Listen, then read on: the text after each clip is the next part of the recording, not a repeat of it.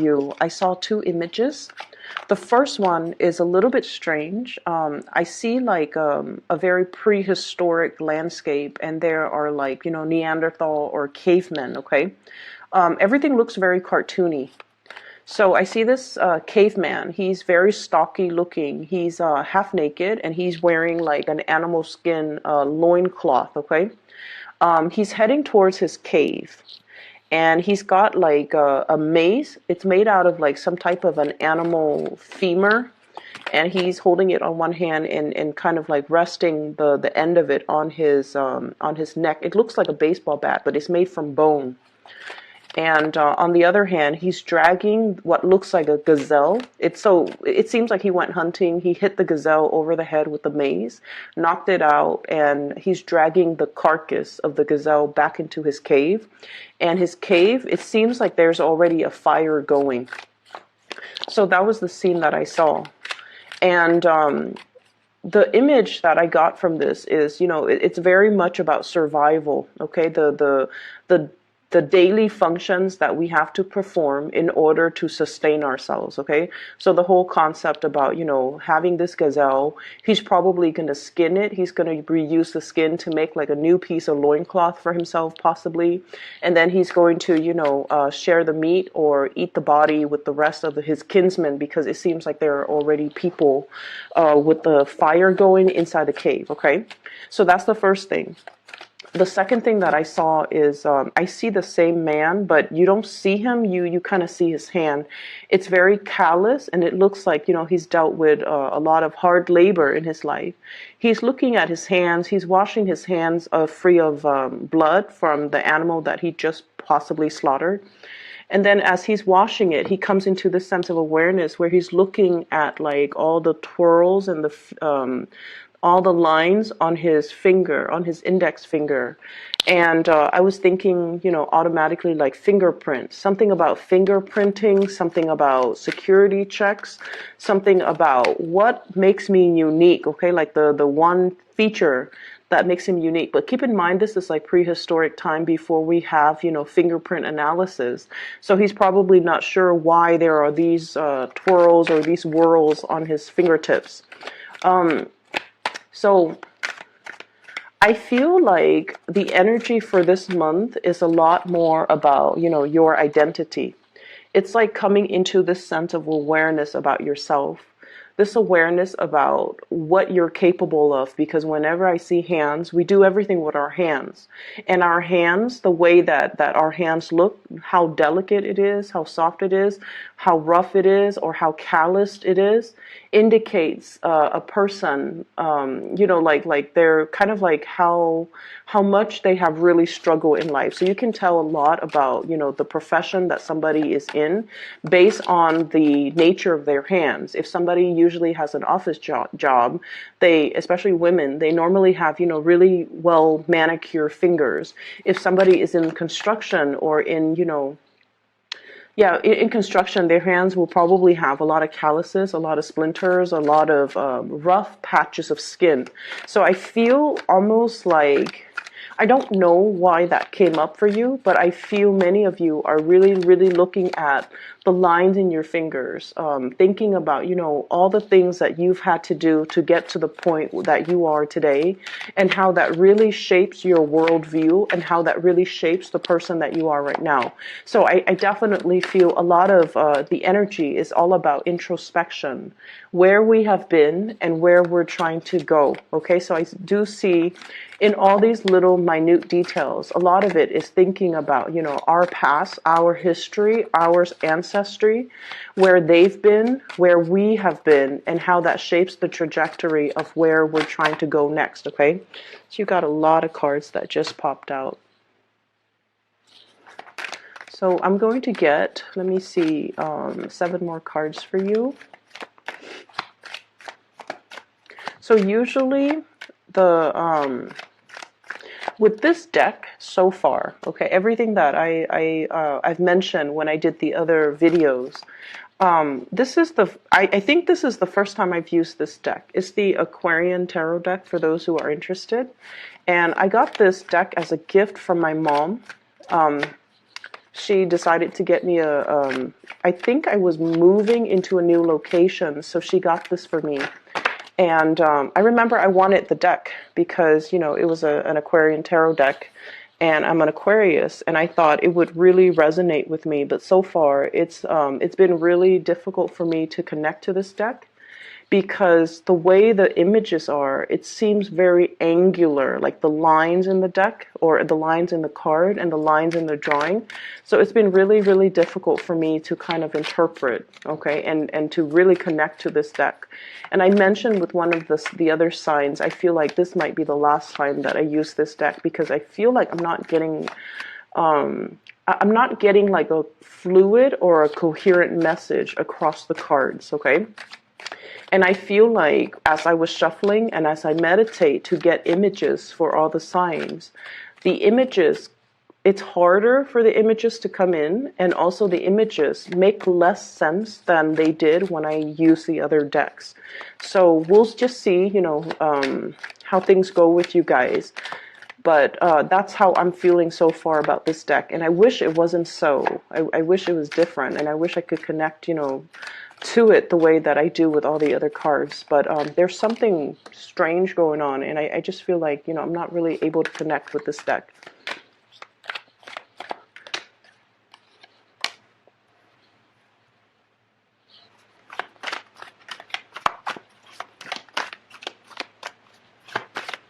Yeah, and the way I read the cards, I usually do like tarot card interaction. One card next to another usually, you know, signifies a different meaning. So, for example, if you have these two cards and their innate meaning could be different depending on their placement in the spread. And I feel like with this deck, I kind of have to read them one by one by one, so it tells less of a coherent story. And that's just, it's different from the way that I normally read. Okay, so let me just, first of all, the two cards that really stuck out here, the first card out of the spread, we have here the High Priestess. And the High Priestess usually denotes our intuition kicking in overdrive. Okay, so this is heavily about trusting your intuition, information that comes through from a sense of knowing. Okay, but the way that this card fell out, it's right on top of the Six of Cups, which denotes to me children.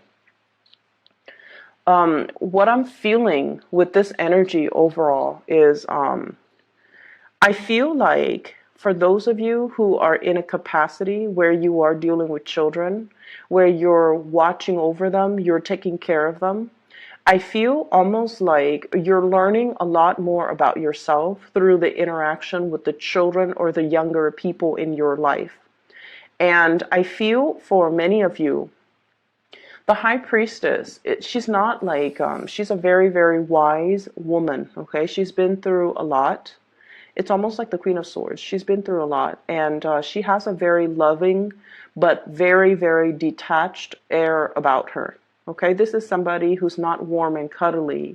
It's somebody you come to for advice if you're looking for the honest truth and you're looking for, you know, spiritual guidance, but it's not somebody that you can come to and just vent to, because she is the person that, you know, gives insights, gives wisdom. She's not somebody that you can cry your eyes out to, and she's not the one that will just listen when you want to vent, okay? And the energy that I'm picking up from this spread is I definitely feel for many of you, there is a sense of like learning to lovingly detach from a person that you care greatly about. It could be emotionally detached from the children. If you feel like, you know, you want them to be self-sufficient, you want them to be capable, you want them to just be independent, you kind of have to release control a little bit, and you kind of have to let them make their own mistakes, and you kind of have to let them live their life, okay? I feel like for many of you, you're coming into this sense of awareness where in the past, you might have held on to something really, really, it's like hanging on to dear life in a situation, wanting a specific outcome, And so you might have tried to actively control the situation. And this is a month where you start to release control, where you start to realize that, everybody has their own way that they want to live, and it's not our place to kind of like, interfere with that process. So on the one hand, they might come to you for advice, and you might have a specific course of action that you want them to take, and you want to make it clear that this is where you should go. But I feel like you're learning loving detachment, where if they're coming to you asking for answers, asking for advice as to what they want to do, you're going to be very impartial in letting them know all the possibilities, all the different routes that they could take, and only hope that they would do what's best for them. So what you want, I feel like you're putting that on the back burner. What you want for the other person to do, you're putting that on the back burner because you want them to live out their destiny, and at the same time, you want them to learn. So you're taking a little bit more of a hands-off approach. I'm going to show you all the possible paths that you can take, but ultimately that decision is yours. So I see you taking a step back, exercising loving detachment with another person that you really care about. This could be children. This could be somebody in your life that you are, really, really, truly in love with. But you know that you cannot interfere with their life path, with their life destiny. Just like that twirl in each individual's fingertips, everybody has their own unique path in this lifetime, okay? No two paths are the same, and that's why fingerprints are all very, very different from one person to the next, okay? It's like the little nuances in the lines, in the twirls, in the little crevices in our hands. Everything is unique. Everything, it seems like there's, grand design in place, but the overarching message is that everyone has to, live out their true destiny, their true path.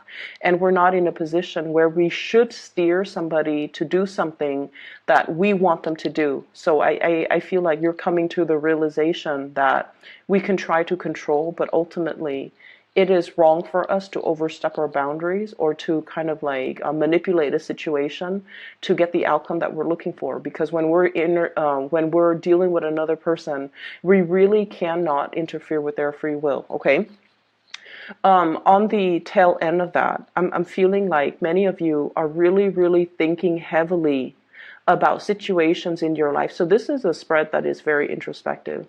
You're thinking about a decision in your life where you were so emotionally invested in another person and you wanted a specific outcome. And I feel like you might have wanted the other person to take a specific course of action.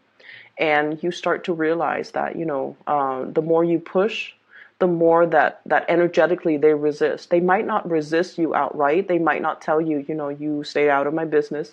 But I feel like the more you try to control it, the more that it slips your fingers, the more that it slips through your fingers.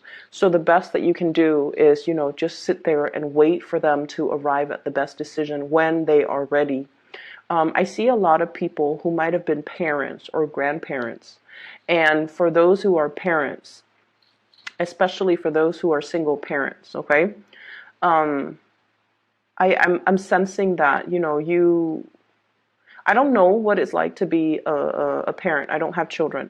But I feel like a lot of us, when we have children, we see the children not for their biological age, but for the fact that they're always going to be children. We watch them grow up. We change their diapers. We feed them. We clothe them. We watch them when they're napping, when they're sleeping. So there's definitely this maternal, paternal, overprotective energy that is triggered within us, right? And so no matter how old the children get, they can be in their 30s, they could be in their 40s, they're always, in our eyes, they're always going to be our babies.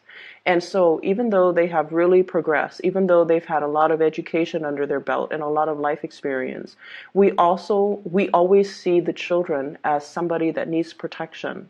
And so as parents, we might overstep our boundaries and we might try to control the choices that they make, the decisions that they make. And the more we try to control, the more it backfires. And so you're looking through almost like watching a movie reel of all the decisions that you've made in the past, especially as it pertains to people that you love. And you might have realized that, I controlled the situation a little bit too much. I should have done this, but instead I did this. I should have, I was too overprotective, and I made them do things that I thought was good for them, but in the greater scheme of things, it wasn't good for them because it didn't teach them about self-sufficiency. It didn't teach them about trusting that the choices that they make are the right choice, and it I feel like it disallowed them from making their own choices and living with the consequences of their choices. And so you're really analyzing, what it means to really be a parent. How much do we try to control and how much do we try to relinquish control? Where's that middle ground? Okay. And not only is this something that you're heavily thinking about when it comes to child rearing, when it comes to the people that you love in your life that are a little bit more vulnerable, that are a little bit younger than you, but I also feel the same mentality can be applied when it comes to the people that you truly, truly love. The Six of Cups is a soulmate connection. And this soulmate connection usually means like it's something that is a past life energy. There is a soul contract between two people to come together in this lifetime. And whenever I have this soulmate type of connection, it usually denotes a lot of, it's like somebody that you're magnetically very, very drawn to. Okay, and we all have experienced that soul connection with another person where they just enter our lives and we feel like we've already spent a lifetime with them. We know them in and out. They trigger us. There are certain emotional triggers that they bring into our lives. The emotional awareness, but also the triggers, the abandonment issues, the fears, the insecurities, and at its best, the soulmate connection can also denote a situation where you're with another person and you feel this overwhelming sense of calmness and serenity that you don't have with other connections in your life. Okay, so at its worst, it can trigger a lot of dormant emotions, but at its best, it gives us a sense of calmness, trust, and serenity. So I definitely feel for many of you, there is a soulmate connection that you have with another person.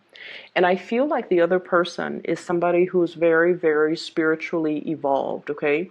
They are a nurturer, they're a caretaker, they have a very detached air about them, but they have a really beautiful, gentle heart and a very loving soul, and they really want what's best for you. For some of you, this could be a romantic partner. I do see that. And then for others of you, this could be somebody that is, I do see an age gap, and I do see like a generational rift where you see things from a different angle. You might be the one that is a little bit younger, whereas the other person's a little bit older, okay? So this is your energy here. We have here the Knight of Rods. This is the Knight of Wands. This is somebody who's almost like the Fool. Okay, the imagery with the little baton resting on his shoulder. It's somebody who's very excitedly starting out on a new life. So they have a new lease on life. They're starting out on a new life. There's a lot of hopeful energy associated with this knight. He's very passionate. He's very excited. He's very truthful. He's very adventurous. And so this is somebody who's very, very enthusiastic about being independent, about, being able to live his life the way that he knows how. And you're dealing with a soulmate connection that is the High Priestess. And for some of you, this is an older person, okay? Somebody who might be about 40 years old, about 50 years old. And this is somebody who, I feel like that plant they're holding is you. They want to nurture you. They want to take care of you. They might be a little bit on the controlling side where they want you to do things a specific way. They might want to contain your energy and have you exclusively to themselves, not in a selfish way, but because they really, really love you. There's a lot here about exclusivity, and there's a lot here about this person wanting you all to themselves when, in fact, You are somebody who wants to explore your territory. You're not done living your life just yet, and you're not in a position where you're ready or you're willing to settle down just yet. And I feel like the other person is in a position where they do want to settle down. They do want to start a family potentially, and they really want to, do that with you. But I feel like for many of you, you are definitely aware that you're not that person that the other person is looking for, that you might not be in a position to reciprocate and give them everything that they're looking for. So if this sounds like it's your situation, you have to be very truthful and honest, because I feel like there's a connection between you and another person that is very, very undeniable. Okay, it's really strong. It brings about a sense of inner peace and serenity that you could not find with another person. You feel it. You feel the sense of calmness washing over you, the sense of safety, familiarity when you interact with this person, and they sense it too. But I feel like this relationship is a little bit too it's not enough for you. And if you can, honestly admit that to yourself, this relationship is not enough for me, and make your choices accordingly so that you don't end up hurting this person. If you're not ready to be in a relationship with this person the way that they want you to be, you have to be truthful and honest with them so that they understand, so that they don't sit there and wait for you, so that if you enter into a union with them when you're not ready, you might end up feeling resentful. You might end up, breaking off the relationship and really hurting them. Or you might feel like over time that the relationship is not enough for you, where you might step out of the relationship. So I feel for many of you, you're at a major crossroads pertaining to a significant relationship where there is definitely a soulmate energy. Okay, the two of you have this really, really beautiful potential for a very beautiful union, but the timing right now is not just right. For some of you, you might be dealing with an earth sign. This is a Taurus, a Virgo, or a Capricorn, sun, moon, or rising. And then for others, I'm getting a Virgo energy, as well as a water sign, Pisces, Cancer, or a Scorpio. And I feel like the love is very, very undeniable. Like two people really caring about each other, wanting the best for each other. Because with this Six of Cups, it's a card about innocence. Okay, when we're dealing with like that puppy love stage, children don't hold grudges. They don't keep scores. They can hold hands, during recess and be happy. So I feel like, two people wanting to bring their best to a relationship. Somebody is like, this is what I have to offer you. Whereas the other person, it's all like, I still want to live my life. I still want to explore. I still want to date around a little bit. I'm not ready. And if you can honestly admit to the other person, I really care about you, and I might even say I love you, but I'm just not at a point where I'm ready. And then for others of you, there's a lot of heartache here. We have the Three of Swords. And the Three of Swords in this deck, it deals with a situation. There's no blood coming out from the sword. Okay, so it's a situation that has been like this for quite some time. And we have here an earth sign, Taurus, Virgo, or a Capricorn with the Five of Swords. This is somebody that has really, the thing about earth signs, I see a lot of coupling between Sagittarius people and earth sign people. Earth signs are very, very practical, okay? They're pragmatic. They do things. They don't sit there and talk about things. And I feel like for a lot of fire signs, you guys need a lot of declarations of love, okay? It doesn't even have, you don't even have to be a Leo. It could be like, any fire signs, like Sagittarius, Aries, or Leo. But it doesn't even have to be the Leo people, but you need a little bit of ego stroking. When you do something great, you want to receive a gold star. When you do something that you're very proud of, you want the other person to tell you, you're amazing, you're ingenious, I'm really proud of you. I am, you're very, very smart for having thought of that. Like I feel like you need that validation. You need that ego stroking in a way. And you need that verbal affirmation of love. And I feel like this is a person that doesn't operate that way. The King of Pentacles values the things that he can see, he can touch, he can taste, okay? He lives in the physical world. And so compliments don't come easily to him. They don't come easily from him. He sees the proper value in situations. So when he makes a choice to be with somebody, it can usually be more of a calculating choice, okay? So for some of you, you have almost like an imprint of an earth sign in your life that has really caused a lot of pain, okay? That has like really done a lot of things over the years to really hurt you. This is, I want to say, for some of you, this is like a relationship partner that you always will remember. If they're already in the past, you will still always remember them because you care about them so much, but for whatever reason, there's a lot of heartache associated with this. For some of you, you could still be with this person. There has been a lot of arguments. There has been a lot of strife. There has been a lot of disappointment that this person has brought into your life. And I feel like they're showing you a side of yourself that you're not really comfortable seeing. You value your independence and almost like you value your independence. And I feel like this person, for whatever reason, made you realize that you needed their affirmation, you needed the confirmation of their love in a way where it runs counter to your independence. So I almost feel like they made you feel like I'm not as independent as I thought.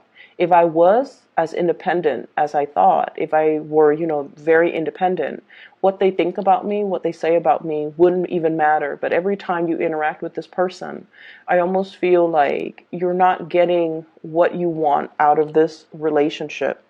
And so I definitely feel here there's an earth sign coming out of the picture. There's an earth sign that's dealing as well with a lot of heartache concerning your behavior, the way that you behave towards them, your kind of like detachment towards them. I see many of you have moved away from them and or are actively moving away from them, trying to move away from them.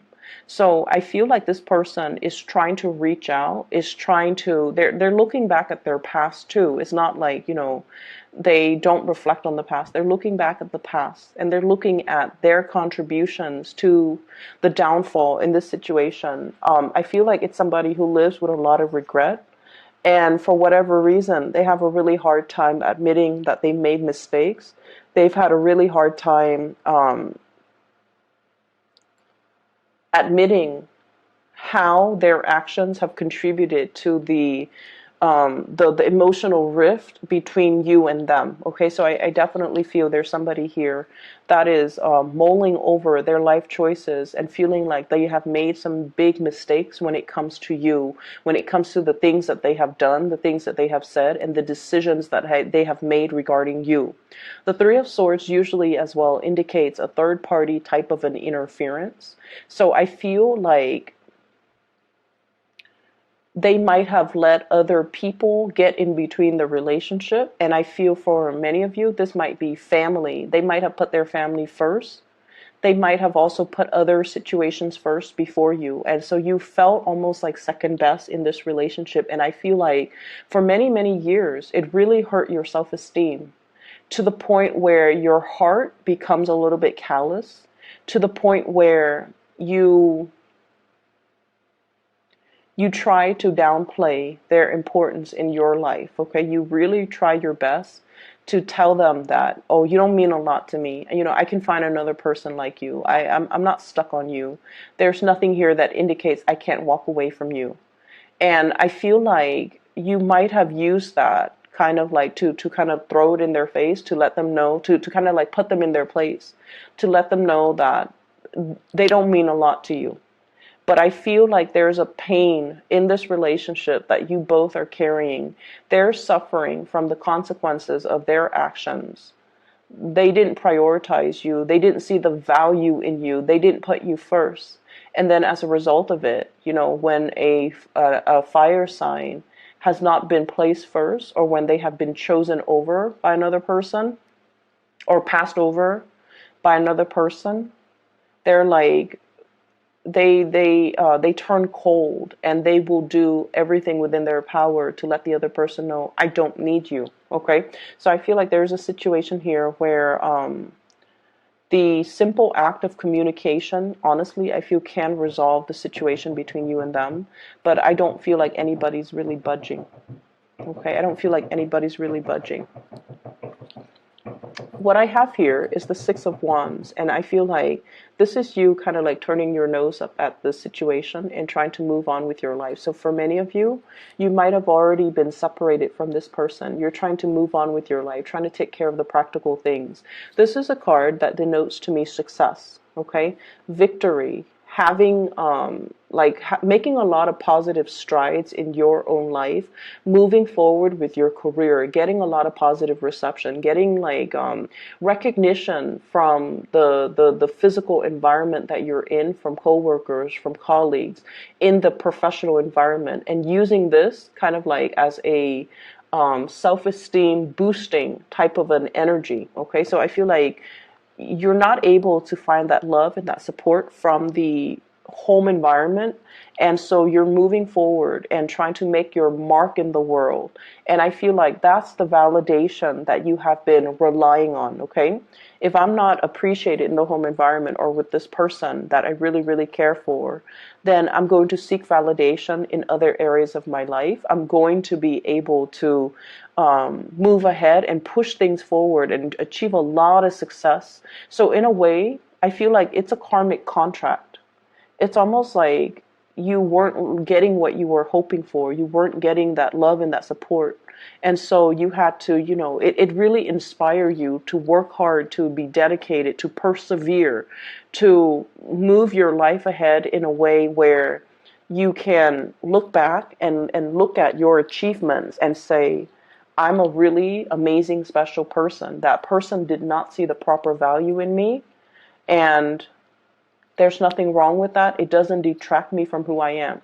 So this is the month where you're coming into the sense of realization that whatever you were doing, I feel like it was to show for yourself or to prove to yourself, I'm worthy.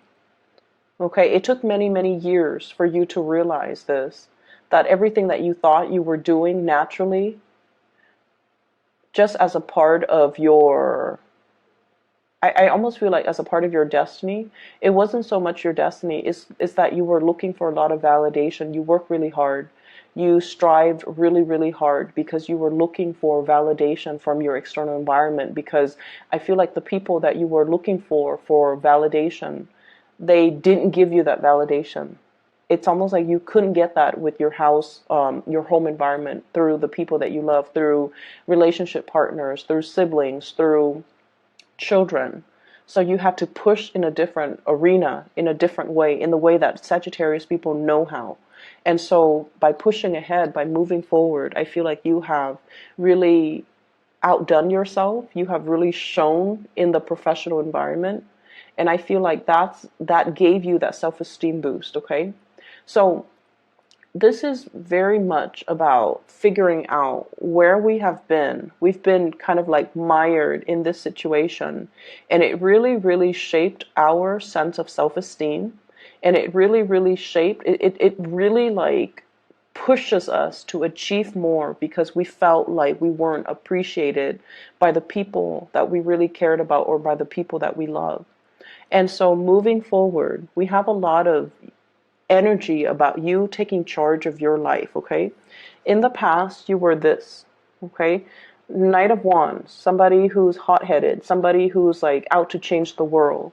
And then over time, in the process of getting through life, dealing with disappointment, dealing with situations where we have to exercise loving detachment, dealing with situations where people say one thing, they mean another, and dealing with people who are very, very, very hard to please, and whose compliments we really wanted, like we were really looking for validation and looking for compliments and looking for the praises from this person, but they're very hard to come by.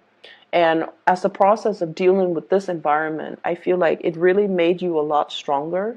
It made you realize that I'm capable regardless of what people think of me. I don't need to prove to anybody anything. I know that I'm capable, and I know that I'm capable because of all of the external things that I'm able to achieve in the world, all the worldly success, all the things that I persevere and was able to garner, and all the things that I was able to achieve in my own personal life. So I don't need validation from anybody else.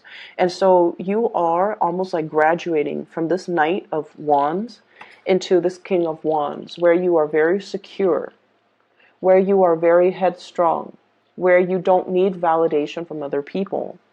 And what I have is, for those of you who are looking for relationships where you have separated from a person that was a little bit cold, that was very distant from you, like they're emotionally, I feel like they're very cold. And they might have been a little bit more on the me, selfish spectrum, okay? And for whatever reason, I feel like you've dealt with your fair share of bad relationships, Sagittarius. And I feel like you have something coming into the future where you're meeting somebody who is your equal, okay? Two people looking at each other, two people who are who are meant for the world, who are very, very accomplished, and who have a lot of admirable traits that both partners kind of like value. So I feel like you're meeting somebody who's very like-minded. You could potentially be meeting another fire sign like yourself who you understand, who understands you. So I feel like in the past, you might have been attracted to a specific type of a person that might not have been compatible with you. Moving forward, we have more compatibility, more harmony, more easygoing energy. Like it's more like a fit that is made for you. And it's coming in the form of possibly another fire sign that is going to be coming into your life. But I do feel like overall, the Nine of Rods, the Nine of Wands, is this sense of, this is a sentry. This is somebody who's in a battle position, like gearing up for battle, okay? They're keeping watch and they're very much on guard. And I feel like everything that you've been through with relationship partners that did not appreciate you, I feel like you're on guard. I feel like no matter who's coming in or no matter what the universe is conspiring to bring in for you, you're looking at things with a healthy dose of skepticism. And based on everything that you've been through, you're taking everything with a grain of salt. You're not going to be wishy-washy or starry-eyed about new opportunities. You're looking at situations in a more pragmatic way. Because in the past, I feel like you might have been a little bit hot-headed, jumping into situations without thinking, without having like a 5-year plan, a 10-year plan. Now you're being a lot more methodical. You're being a lot more calculating. You're being a lot more cautious about who you get involved with, who you give your energy to, and you want to make sure that the other person reciprocates, or the other person is in alignment with you, or the other person is on the same page as you before you get involved. So the month of how has that made us the person that we are today? And judging by, everything that we've been through, everything that we've learned, how can we do things better the next time around? So I feel like the energy is all about incorporating everything that you've learned from the past, so that you don't make the same mistakes in the future, okay? And unfortunately, I feel like the reading's a little bit flat, and I wish I could just, blame the cards, but I'm not going to do that. I don't think I'm going to use this deck of cards in the future, but I just want you to take away the message that I feel for many of you, you have achieved a lot. And it's like the drive and the ambition and the sheer survival instinct. I feel like you've really pushed against all odds. Okay, you've really swam upstream, despite. I feel like against all odds, you have made it. You've really shown yourself to be a really strong person, and you are coming into awareness that there are many things that you were very capable of doing on your own, and it's the process of waiting for other people that really held you back in life, okay?